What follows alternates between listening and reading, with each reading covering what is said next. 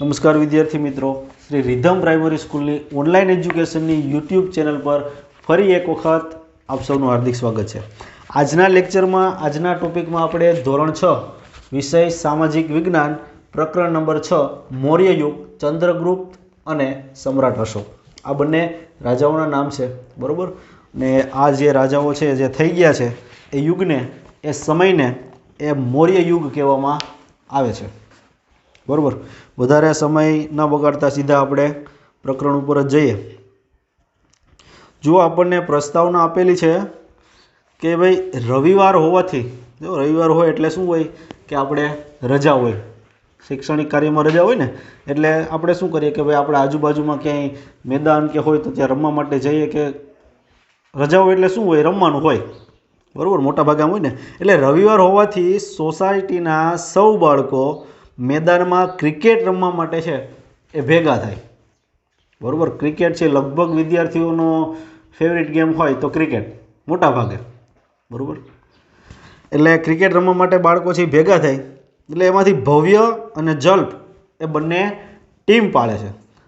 Team पाड़े पछी पेला बेटिंग कोण करशे अने बोलिंग कोण करशे, बराबर। एमनेम तो नक्की न थाय, एना माटे शुं करवुं पड़े तो कि टॉस करवो पड़े, जेने आपणे कहीए सिक्को उछाड़वो, बराबर। एटले सिक्को उछाड़े छे एटले जल्प बोले कि किंग, शुं बोले किंग, एटले सिक्को उछळे जमीन पर पाछो पड़े तो किंग आवे है, बराबर। किंग आवे एटले जल्पे शुं कर्युं बेटिंग करी, एटले बेटिंग के अमे करशुं। एटले तरत ज एनी बाजुमां छे हेतांश ऊभो हतो, हेतांश करीने एक बाळक हतो ए ऊभो हतो, ए बोली उठ्यो कि आ सिक्का उपर जे छे आ सिंहनी जे आकृति आपणने देखाय छे, आपणने बरोबर आपणने आगळथी जे त्रण मोढावाળી सिंहनी आकृति देखाशे सिक्कामां, बरोबर। तो आ सिंहनी आकृति छे ई एटले किंग, बरोबर। पण आ लीधी क्यांथी हशे, आवो आइडिया केम आव्यो हशे कि आपणे आ सिक्का उपर छे ए आकृति मूकवानी छे, क्यांथी लीधी हशे? एटले भव्य छे एणे एने समजाव्युं कि सिक्का उपर जे सिंहनी आकृति आपेली छे ने एने आपणे किंग कहीए, बरोबर। पण ई छे ए सारनाथना विशाळ स्तंभ पर आ सिंहनी आकृति छे ए स्थापित करवामां आवेली छे। सारनाथमां एक आ स्तंभ आवेलो छे, विशाळ स्तंभ आवेलो छे, एना उपर छे ए आ सिंहनी आकृतिओ छे ए राखवामां आवेली छे, त्यां स्थापित करेली छे। आ स्तंभने मौर्य वंशना सम्राट अशोक द्वारा निर्माण करवामां आव्यो हतो। मौर्य वंशनो जे राजा हतो सम्राट अशोक एणे छे ए आनुं निर्माण कराव्युं हतुं। એટલે ભારતે છે એ તેને રાષ્ટ્રીય પ્રતીક તરીકે સ્વીકારેલો છે, બરાબર। ભારતનું રાષ્ટ્રીય પ્રતીક છે એ ચાર સિંહોની આકૃતિવાળું જે ચિહ્ન છે એ છે, એના ઉપર છે એ આ સિક્કામાં જે સિંહ દેખાય છે, બરાબર, કિંગ, એ આમાંથી લીધેલું છે। હવે આપણે આ મૌર્ય વંશ જોવાનું છે, બરાબર। તો મૌર્ય વંશના સ્થાપક અને શાસક એના વિશે આપણે જોવાનું છે। તેમાં પહેલું એટલે ચંદ્રગુપ્ત મૌર્ય, બરાબર। હવે જેને છે એ મૌર્ય વંશના સ્થાપક કહેવામાં આવે છે। કોને? ચંદ્રગુપ્ત મૌર્ય એ છે એ મૌર્ય વંશના સ્થાપક છે, જેનો સમયગાળો છે એ ઈસવીસન પૂર્વે 321 થી ઈસવીસન પૂર્વે 297 આ એનો સમયગાળો છે, આટલા વર્ષનો, બરાબર। હવે જોઈએ તો એના વિશે જોઈએ આપણે। બાળપણમાં રાજાની રમત રમતા રમતા ચંદ્રગુપ્તનું હીર પારખીને તક્ષશિલાના કૌટિલ્ય ગોત્રના આચાર્ય વિષ્ણુગુપ્ત એટલે કે ચાણક્ય એ તક્ષશિલા લઈ જઈ તેને શસ્ત્ર અને શાસ્ત્રોની તાલીમ આપી હતી। જો આ તક્ષશિલા છે ને એ ગુરુકુળ છે, આપણે કેમ અત્યારે ભણવા માટે સ્કૂલમાં આવીએ છીએ એમ પહેલાંના સમયમાં છે એ વિદ્યાર્થીઓ બાળકો હોય ને તો એને ભણવા માટે છે ગુરુકુળમાં મૂકવામાં આવતા। એટલે તક્ષશિલા છે, આ તક્ષશિલા એક વિદ્યાપીઠ છે, ત્યાં હજારો બાળકો છે એ ભણતા, બરાબર। એટલે આ તક્ષશિલા છે ત્યાં છે એના જે આચાર્ય છે વિષ્ણુગુપ્ત એ છે એને એની છે એ આવડતને બધું જોઈ અને લઈ જાય છે, બરાબર, તક્ષશિલામાં। ત્યાં તેને શસ્ત્ર અને શાસ્ત્રોની તાલીમ આપે છે। શસ્ત્ર હથિયાર, બરાબર, એટલે તલવારબાજી શીખવી, ધનુર્વિદ્યા શીખવી, આ બધું, અને શાસ્ત્રોનું જ્ઞાન પણ આપે છે, વેદો, ઉપનિષદ, આ બધાનું જ્ઞાન પણ છે એ એને ત્યાં આપે છે। ચાણક્યની તાલીમની મદદથી અને માર્ગદર્શનથી છે એ ચંદ્રગુપ્ત મૌર્ય છે એ ઈસવીસન પૂર્વે 321માં નંદ વંશના અંતિમ સમ્રાટ, બરોબર, કોણ?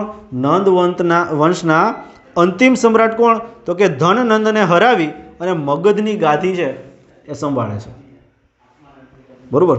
એટલે મગધ છે એક રાજ્યનું નામ છે, બરોબર. એના ઉપર ચડાઈ કરી અને આ નંદ વંશ છે એનો જે અંતિમ સમ્રાટ છે ધનનંદ એને હરાવે છે અને પોતે છે એ રાજ્યની ગાદી ઉપર આવે છે અને પછી છે એ મૌર્ય વંશની સ્થાપના થાય છે. અહીંયાથી છે એ આ ચંદ્રગુપ્ત મૌર્ય છે એ આ મૌર્ય વંશની સ્થાપના કરે છે ઈસવીસન પૂર્વે 321માં, બરોબર.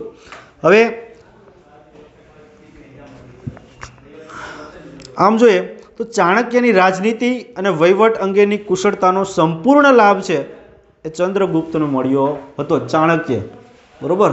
ચાણક્યની જે નીતિઓ છે ને હજી આપણે છે એ તમે જોજો, ચાણક્યની નીતિઓ છે એ હજી આપણને કામ આવે, બહુ જ ખૂબ જ છે પ્રચલિત છે, બરોબર. એટલે એની જે રાજનીતિ હતી એની જે વહીવટ કરતા હતા આની જે સંપૂર્ણ લાભ છે એ આ ચંદ્રગુપ્ત મૌર્ય છે એને મળે છે. ચાણક્ય દ્વારા લખાયેલા અર્થશાસ્ત્ર નામના ગ્રંથમાંથી તે સમયની રાજકીય, આર્થિક અને સામાજિક જીવનની માહિતી છે એ આપણને મળે છે. અર્થશાસ્ત્ર નામનો છે એ ગ્રંથ છે એણે લખેલો છે ચાણક્યએ, બરોબર. આમાંથી રાજકીય છે, આર્થિક છે, સામાજિક જીવન બધી માહિતી છે એ આ ગ્રંથમાંથી આપણને મળી રહી છે. ચંદ્રગુપ્તની તમામ સિદ્ધિઓમાં ચાણક્યના મુત્સદ્દીગીરીવાળા માર્ગદર્શનને ઘણો મહત્વનો ભાગ ભજવ્યો હતો. આમ એમ કહેવાય છે કે ચંદ્રગુપ્તને જેટલી પણ સિદ્ધિઓ મળેલી છે ને એ બધામાં છે એ ચાણક્ય છે એની પાછળ એની બુદ્ધિ છે ચાણક્યની, બરોબર. ગ્રીક રાજા સેલ્યુકસ નિકેતરને હરાવીને ચંદ્રગુપ્તે 4 પ્રદેશો, ગ્રીકનો રાજા હતો કોણ? સેલ્યુકસ નિકેતર, એને હરાવી અને 4 પ્રદેશથી જીતે છે. ક્યાં ક્યાં? તો કે કાબુલ, કંદહાર, હેરાત અને બલુચિસ્તાન. આ 4 પ્રદેશ છે એ જીતી લે છે. ચંદ્રગુપ્તની બહાદુરીથી પ્રભાવિત થઈ સેલ્યુકસે પોતાની પુત્રી હેલેનાને ચંદ્રગુપ્ત સાથે પરણાવી અને પોતાના રાજદૂત મેગેસ્થીનીસને તેના દરબારમાં મોકલો, બરોબર. એટલે છે એની પુત્રી છે સેલ્યુક્સની, બરોબર, એને સેલ્યુક્સની પોતે હરાવે છે અને એની બહાદુરીથી જે પ્રભાવિત થઈ જાય છે આ સેલ્યુક્સ. એટલે એ છે એ એની પુત્રી છે જે હેલેના એને એની સાથે પરણાવે છે અને પોતાના રાજદૂતને પણ ત્યાં મોકલે છે એના દરબારમાં. પાટલીપુત્રમાં રોકાણ દરમિયાન મેગેસ્થનીસે એક પુસ્તક લખ્યું જેનું નામ છે ઇન્ડિકા. એમાંથી મગધ સામ્રાજ્યના પાટનગર અને એના વહીવટ વિશેની અગત્યની અને આધારભૂત જાણકારી છે એ મળે છે. એ સમયની ઘણી બધી જાણકારીઓ છે એ આ પુસ્તકમાંથી મળે છે, ઇન્ડિકા નામમાંથી, બરાબર. આ એક પુસ્તક એણે લખેલું છે એના. ત્યારબાદ જોઈએ તો આનો રાજ્ય વિસ્તાર કેવો હતો?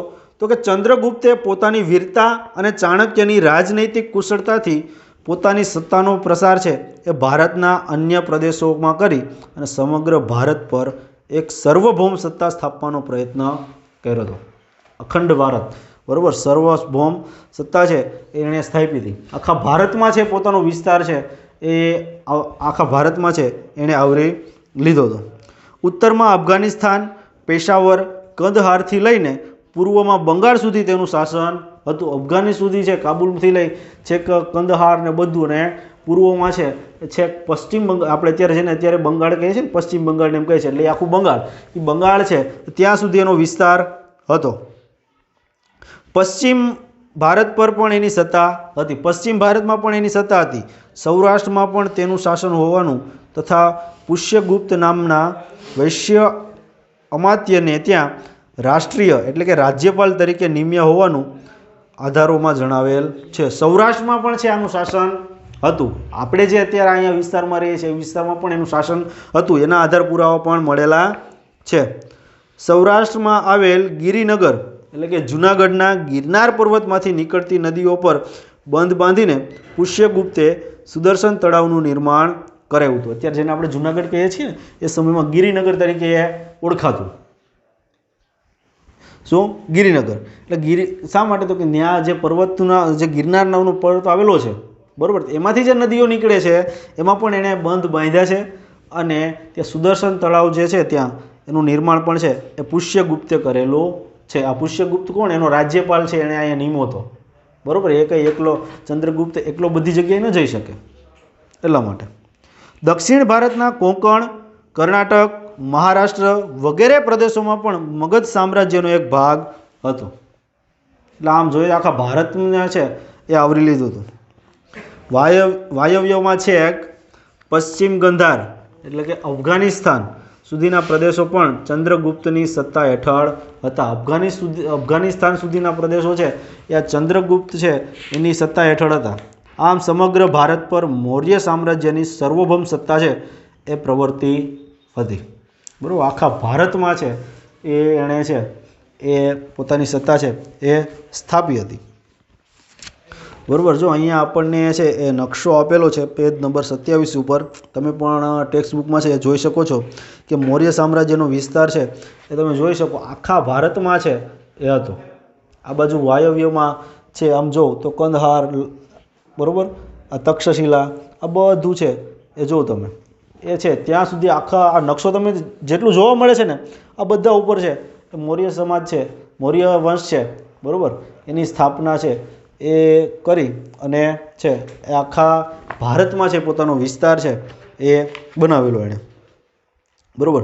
અને અહીંયા એક આપણને શબ્દ આપ્યો છે એલચી, બરાબર, પણ આપણે ધ્યાનમાં એ રાખવાનું છે કે એલચી એટલે આ ખાવાની જે એલચી આપણે આવે છે એ છે નહીં. એલચીનો મતલબ રાજદૂત, બરાબર. શું થાય? રાજદૂત. એટલે કે એક રાજ્યમાંથી છે એ બીજા રાજ્યમાં પ્રતિનિધિ તરીકે કોઈને મોકલવામાં આવે તો આને કહેવાય રાજદૂત એ, બરાબર. એ સમયમાં એને એલચી કહેતા. એટલે આપણે એ ધ્યાન રાખવું, બરાબર. એલચી ક્યાંય શબ્દ આવે તો જોજો જરા, ખાવાની ન થઈ જાય.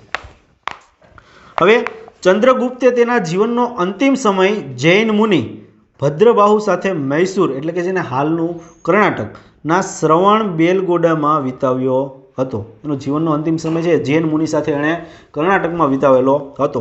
ઈસવીસન પૂર્વે 297માં તે મૃત્યુ પામ્યો.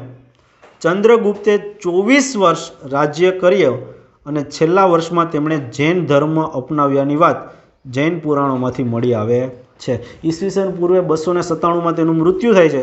24 વર્ષ સુધી છે એ રાજ્ય કરેલું છે અને છેલ્લા વર્ષોમાં તેણે છે અંતિમ સમયમાં એના જીવનના અંતિમ સમયમાં એ જૈન ધર્મ છે અપનાવેલો છે. આવું જૈન પુરાણોમાંથી પણ પુરાવા મળી આવ્યા છે.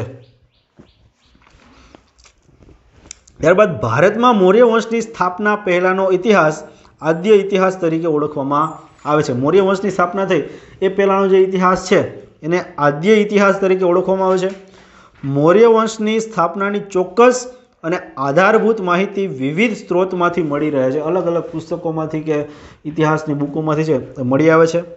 ચંદ્રગુપ્ત મૌર્ય દ્વારા વિષ્ણુગુપ્ત એટલે કે ચાણક્યની મદદથી સ્થાપવામાં આવેલું મૌર્ય સામ્રાજ્ય ભારતનું પ્રથમ ઐતિહાસિક સામ્રાજ્ય કહેવામાં આવે છે, બરાબર. ભારતનું પ્રથમ ઐતિહાસિક સામ્રાજ્ય છે એટલે મૌર્ય સામ્રાજ્ય એને ગણવામાં આવે છે. હવે જોઈએ તો મૌર્ય વંશની જાણકારી મેળવવાના સ્ત્રોત, બરાબર. મૌર્ય વંશની જાણકારી કેમાંથી મળી રહે છે? તો કે અર્થશાસ્ત્ર કે જેણે આચાર્ય વિષ્ણુગુપ્ત ચાણક્યએ લખેલું છે, બરાબર. ત્યારબાદ ઇન્ડિકા કે જેને છે એ મેગેસ્થનીસ, બરાબર, સેલ્યુક્સનો રાજદૂત એણે લખેલું છે. ત્યારબાદ છે એ દીપવંશ અને મહાવંશ, આમાંથી પણ છે એ મૌર્ય વંશની જાણકારી છે એ મળે છે કે જેના જે છે એ બૌદ્ધ ગ્રંથોમાંથી મળે છે, બરાબર, જેની જાણકારી. ત્યારબાદ મુદ્રા રાક્ષસ, આ એક નાટક છે જેના લેખક છે વિશાખ દત્ત છે, બરાબર. એમાંથી છે એટલે આટલી વસ્તુઓમાંથી છે એ આપણને મૌર્ય વંશની જાણકારી છે એ મળી રહી છે. આ ઉપરાંત મૌર્ય સમ્રાટોએ કોતરાવેલ શિલાલેખો, સ્તંભલેખો, ગુફાલેખો, સ્તૂપો અને વિહારોમાં છે આ બધામાંથી છે એ ઘણી બધી જગ્યાએથી છે આની ઐતિહાસિક માહિતી છે એ મળી આવે છે, બરાબર. આપણે જૂનાગઢમાં જઈએ તો ત્યાં પણ છે અશોકનો શિલાલેખ આવું આપણને જોવા મળશે. આ છે એક સ્થળ છે, બરાબર, જ્યાં એણે એક પર્વત ઉપર એટલે કે એક પથ્થર ઉપર છે એણે લખેલું છે શિલાલેખ, અને શિલાલેખ કહેવાય, બરાબર, કોતરાવેલો છે પથ્થર ઉપર, એટલે આ શિલાલેખ એનો જ છે એવું કહેવાય છે, બરાબર. ત્યારબાદ જોઈએ તો ગ્રાન્ડ ટ્રંક રોડ, બરાબર, એશિયા ખંડનો સૌથી જૂનો અને લાંબો મુખ્ય રોડ છે. આ રોડનું નિર્માણ સૌ પ્રથમ ચંદ્રગુપ્ત મૌર્યના સમયમાં થયું હતું, બરાબર. આ એશિયા ખંડનો જે જીટીઆર છે ને, અને જીટીઆર ટૂંકું નામનું જીટીઆર છે, બરાબર. એટલે આ રોડ છે એશિયા ખંડનો સૌથી જૂનો અને લાંબો મુખ્ય રોડ છે. આ રોડનું નિર્માણ છે એ ચંદ્રગુપ્ત મૌર્યના સમયમાં છે થયું હતું. તે તામ્ર લિપિથી થઈને તક્ષશિલા અને તક્ષશિલાથી મધ્ય એશિયાને જોડતો હતો. તે સમયે ગંગાના મેદાનથી ગાંધાર સુધીના આ રોડ વિસ્તારેલો હતો. એટલે સૌથી મુખ્ય ખૂબ લાંબો રોડ છે. શેરશાહ સૂરીએ પોતાના શાસનકાળમાં આ રોડનું પુનઃનિર્માણ કરાવેલું હતું, બરાબર. પછી ફરીથી પાછું છે એ શેરશાહ સૂરીએ છે પોતાના શાસનકાળ દરમિયાન આનું પુનઃનિર્માણ પાછું કરાવ્યું હતું. અંગ્રેજ શાસનકાળ દરમિયાન ડેલહાઉસીએ કોલકાતાથી પેશાવર સુધી આ રોડનું પાછું નિર્માણ કરાવેલું. અંગ્રેજ શાસનમાં ડેલહાઉસીએ કરાવેલું, બરાબર. અને વર્તમાન સમયમાં આ રોડ છે એ દિલ્હીથી કોલકાતા સુધીના રાષ્ટ્રીય ધોરીમાર્ગથી ઓળખાય છે. અત્યારના સમયમાં છે દિલ્હીથી કોલકાતા સુધીનો જે રાષ્ટ્રીય ધોરીમાર્ગ છે એ નામે છે એ આ ઓળખાય છે. આ રોડનું નિર્માણ છે ચંદ્રગુપ્ત મૌર્યના શાસનકાળમાં છે થયેલું હતું. ત્યારબાદ બિંદુસાર, જો વ્યક્તિનું નામ છે, યાદ રાખજો, બિંદુસાર.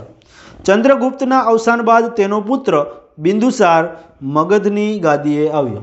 ચંદ્રગુપ્ત મૌર્યનું છે એ અવસાન થાય એટલે એનો પુત્ર આવે છે ગાદી ઉપર, બરાબર. પિતા ચંદ્રગુપ્ત તરફથી વારસામાં મળેલું વિશાળ સામ્રાજ્ય યથાવત ટકાવી રાખી તેની ભેટ પુત્ર અશોકને આપી. એ જ બિંદુસારની મોટામાં મોટી સિદ્ધિ ગણાય છે, બરાબર. અને મોટામાં મોટી સિદ્ધિ શું છે તો કે એના પિતાએ જેને વારસામાં આખું વિશાળ સામ્રાજ્ય આપેલું છે એને એણે ટકાવી રાખ્યું છે, બરાબર. એને એ જ સ્થિતિમાં છે એણે ટકાવી રાખ્યું છે ને એ જ એવું જ રાજ્ય પાછું છે એને એના પુત્ર એટલે કે અશોકને આપેલું છે. બિંદુસારના શાસનકાળમાં રાજકુમાર સુશીમની તક્ષશિલાના અને રાજકુમાર અશોકની અવંતીના રાષ્ટ્રીય એટલે કે રાજ્યપાલ તરીકે નિમણૂક થઈ હતી, બરાબર. સુશીમની છે એ તક્ષશિલાના અને રાજકુમાર છે એ અવંતીના રાજ્યપાલ તરીકેની નિમણૂક કરી હતી. સુશીમના સમયમાં તક્ષશિલામાં થયેલ બળવાને નિયંત્રિત કરવામાં તે નિષ્ફળ રહ્યો, જ્યારે અશોકે છે એ આ કાર્ય સફળતાપૂર્વક પાર પાડી બળવો છે એ દબાવી દીધો હતો, બરાબર. એનો જે ભાઈ છે એ સુશીમ એ છે એ તક્ષશિલામાં જ્યારે બળવો થાય છે તો એ પોતે આ નિયંત્રણમાં લાવી શકતો નથી, બરાબર. એ નિષ્ફળ જાય છે એમાં, પણ અશોક છે એ આ બળવો છે એમાં આ કાર્ય છે એ સફળતાપૂર્વક પાર પાડે છે અને બળવો છે એ દબાવી દે છે. બિંદુસારે તેના શાસનકાળમાં કોઈ નવો પ્રદેશ જીત્યો ન હતો, પરંતુ ગ્રીક રાજ્યો સાથેના મૈત્રીભર્યા સંબંધો જાળવી રાખ્યા હતા, બરાબર. એને કોઈ નવો પ્રદેશ નથી મેળવેલો, પણ ગ્રીક રાજાઓ સાથે જે મૈત્રીભર્યા સંબંધો હતા એને એણે સાચવી રાખ્યા અને તેણે છે એ મગધની ગાદી પર લગભગ 25 વર્ષ સુધી છે એ રાજ્ય કર્યું હતું, બરાબર. આણે છે એ બિંદુસાર છે એ 25 વર્ષ સુધી છે એણે રાજ્ય કરેલું. ત્યારબાદ છે એ સમ્રાટ અશોક ઈસવીસન પૂર્વે 73 થી ઈસવીસન પૂર્વે 232, બરાબર. આનો સમયગાળો છે ઈસવીસન પૂર્વે 273 થી ઈસવીસન પૂર્વે 232. પિતા બિંદુસારના મૃત્યુ પછી મોટા ભાઈ સુશીમ અને બીજા સાવકા ભાઈઓ સાથે થયેલા સંઘર્ષને કારણે ગાદીએ આવ્યાના 4 વર્ષ બાદ રાજધાની પાટલીપુત્રમાં અશોકનો રાજ્યાભિષેક થયો હતો. બિંદુસાર એના પિતાજી, બરાબર, એનું મૃત્યુ થાય એટલે ભાઈઓમાં છે સંઘર્ષ થાય છે અને છેલ્લે છે 4 વર્ષ પછી એની જે રાજધાની છે પાટલીપુત્ર ત્યાં છે એનો રાજ્યાભિષેક થાય છે અશોકનો. રાજ્યાભિષેક થયા બાદ અશોકે પિતા તરફથી વારસામાં મળેલ રાજ્ય વિસ્તારોમાં વધારો કર્યો, બરાબર. રાજ્ય વિસ્તારમાં છે અશોક છે એણે વધારો કરેલો છે. તેના શિલાલેખમાં જણાવ્યા મુજબ તેનું સામ્રાજ્ય વાયવ્ય સરહદે આવેલા કંદહાર અને પેશાવરથી ઉત્તર ભારતમાં નેપાળ સુધી, દક્ષિણે મૈસૂર એટલે કે હાલનું જે કર્ણાટક છે તે, અને પશ્ચિમે ગુજરાત સૌરાષ્ટ્ર સુધી છે એણે છે, અને પૂર્વમાં મગધ જે હાલનું બિહાર છે, અને કલિંગ એટલે કે હાલનું ઓડિશા ત્યાં સુધી છે ફેલાયેલો હતો. આખા ભારતમાં પણ છે આને પણ છે પોતાનો વિસ્તાર છે એ ફેલાવેલો હતો. બરાબર, પોતાના રાજ્યનો વિસ્તાર છે એ અશોકે ફેલાવ્યો હતો. હવે એના શાસનકાળ દરમિયાન છે ને એ સૌથી મહત્વની ઘટના કોઈ હોય ને, સમ્રાટ અશોકના શાસનકાળ દરમિયાનની સૌથી મહત્વની કોઈ ઘટના તો એ એટલે કલિંગનું યુદ્ધ. બરાબર, કલિંગ એટલે હાલનું છે ને ઓડિશા જેને આપણે કહીએ છીએ ઓડિશા રાજ્ય, બરાબર, એ કલિંગ. આ કલિંગનું યુદ્ધ છે એની જીવનની સૌથી મહત્વની ઘટના છે ગણવામાં આવે છે. મગધની પાડોશમાં આવેલ કલિંગ કે જે હાલનું ઓડિશા છે એના નંદ રાજાઓના સમયમાં મગધ સામ્રાજ્યનો એક જ ભાગ હતો, પરંતુ મૌર્ય શાસનની સ્થાપના થઈ તે સમયે તે સ્વતંત્ર થયું. મૌર્ય સામ્રાજ્યની જ્યારે સ્થાપના થઈ એ પહેલાં છે એ નંદ સામ્રાજ્ય છે એ આ છે એ કલિંગ ભેગું હતું, પણ આ મૌર્ય સામ્રાજ્યની સ્થાપના થઈ એટલે તે પોતે સ્વતંત્ર થયું. કલિંગને ફરીથી મગધ સામ્રાજ્યનો ભાગ બનાવવાની મહત્વાકાંક્ષા રાખનાર અશોકે રાજ્યાભિષેક પછીના 8મા વર્ષે રાજ્યાભિષેક થયો એ પછીના 8 વર્ષ પછી એટલે કે ઈસવીસન પૂર્વે 261માં કલિંગના રાજા જયંત સામે યુદ્ધ જાહેર કર્યું. કલિંગનો રાજા હતો જયંત, એની સામે પોતે યુદ્ધ જાહેર કરે છે અને આ યુદ્ધમાં અશોકનો વિજય થાય છે. કલિંગનું યુદ્ધ થાય છે અને આ વિજય આમાં છે એ પોતે વિજયી પણ બને છે, અને યુદ્ધમાં વિજય મેળવ્યા બાદ યુદ્ધભૂમિ અને નગરમાં ફરતા ફરતા અશોકે બધે જ દુઃખ અને શોકનું વાતાવરણ જોયું. બરાબર, યુદ્ધ પૂરું થયા પછી છે એ પોતે નગરમાં ફરે છે, યુદ્ધના મેદાનમાં છે એ નીકળે છે તો શું જોવે છે, બધી જ બાજુ છે એ દુઃખનું અને શોકનું વાતાવરણ છે એ જુએ છે. યુદ્ધમાં થયેલ ખુંવારી અને સ્ત્રીઓ બાળકોને રડતા જોઈ કલિંગ પર મેળવેલી જીતનો આનંદ ઓસરી જાય છે. કલિંગ પર એણે જે વિજય મેળવ્યો હતો એની જે એને ખુશી હતી, એની જે એનો આનંદ હતો એ બધો વિસરાઈ જાય છે. ક્યારે? તો કે સ્ત્રીઓ છે, બાળકો છે એને રડતા જુએ છે એટલે એનો આનંદ છે એ આખો વિસરાઈ જાય છે. આનંદ છે એ રહેતો નથી એને. અશોકના મનની શાંતિ છે એ હણાઈ જાય. મન છે એ બેચેન, બેકાબુ, અશાંત થઈ જાય છે, અને યુદ્ધમાં થયેલી ખુવારીને કારણે અશોકના હૃદયમાં ભારે સંતાપ અને પશ્ચાતાપની લાગણી છે એ જન્મે છે. હજારો લાખો લોકો છે એ એના મૃત્યુ થાય છે, ઘાયલ થાય છે. બરાબર, એટલે એનું હૃદય છે એ એકદમ આમ પશ્ચાતાપ કરવાની છે એવી જે વૃત્તિ છે, લાગણી છે એ જન્મે છે. યુદ્ધ છે એની નિરર્થકતા સમજાઈ જાય છે. એના કારણે કલિંગનું યુદ્ધ તેના જીવનનું અંતિમ યુદ્ધ બની ગયું. બરાબર, યુદ્ધમાં છે લાખો લોકો મૃત્યુ પામે છે એટલે યુદ્ધ છે એનું કંઈ કામનું જ નથી એમ એવું એને લાગે છે, નિરર્થક છે એવું એને લાગે છે. અને અહીંથી એનું હૃદય પરિવર્તન થાય છે અને એના જીવનનું છેલ્લું યુદ્ધ છે એ આ યુદ્ધ થાય છે, કલિંગનું યુદ્ધ. બરાબર, બૌદ્ધ સાધુ ઉપગુપ્તના ઉપદેશથી તેણે શાસ્ત્રોનો ત્યાગ કરી શાસ્ત્રોનું શરણ લીધું. બરાબર, એણે છે એ બૌદ્ધ છે એ સાધુ એક હતા ઉપગુપ્ત, બરાબર, એના ઉપદેશથી છે એણે શસ્ત્રને છોડી દીધા અને શાસ્ત્રનો સહારો છે એ લે છે. બૌદ્ધ ધર્મ અંગીકાર કરી અશોક રાજદ્વારી પુરુષમાંથી ધર્માનુરાગી અશોક બની ગયો. બરાબર, એ પછી છે એ બૌદ્ધ ધર્મ અપનાવી લે છે. અશોક પહેલો એવો શાસક હતો જેણે શિલાલેખો દ્વારા પોતાનો સંદેશ પ્રજા સુધી પહોંચાડવાનો પ્રયત્ન કરેલો. પોતાના સંદેશો છે પ્રજા સુધી છે એ પહોંચે એના માટે એ શિલાલેખ કોતરાવતો. બરાબર, અને આ એવો પહેલો શાસક હતો. અશોકના મોટા ભાગના અભિલેખોની ભાષા પ્રાકૃત અને લિપિ બ્રાહ્મી છે. બરાબર, પ્રાકૃત ભાષા છે અને લિપિ છે કઈ? બ્રાહ્મી. બરાબર, આ ભાષામાં છે એણે શિલાલેખો કરેલા. વિદ્યાર્થી મિત્રો, આજનો લેક્ચર છે આપણે અહીંયા સુધી રાખીએ. આવતા લેક્ચરમાં આપણે જે બ્રાહ્મી લિપિને છે એ જોશું. બરાબર, પછી એના જે શિલાલેખો છે એના વિશે આપણે વિચાર કરીશું. આ બધું છે આવતા લેક્ચરમાં આપણે જોશું. આજના લેક્ચરમાં અહીંયા સુધી રાખો. આશા છે તમને આ વિડીયો છે એ પસંદ આવ્યો હશે અને પ્રકરણ પણ છે એ સમજાયું હશે. બરાબર, બાકી વધુમાં વધુ છે આ વિડીયોને તમારા મિત્રો પરિવાર સુધી શેર કરો જેથી વધુમાં વધુ લોકો આ વિડીયોનો લાભ લઈ શકે. બરાબર. બાકી ઘરે રહો, સુરક્ષિત રહો. ધન્યવાદ.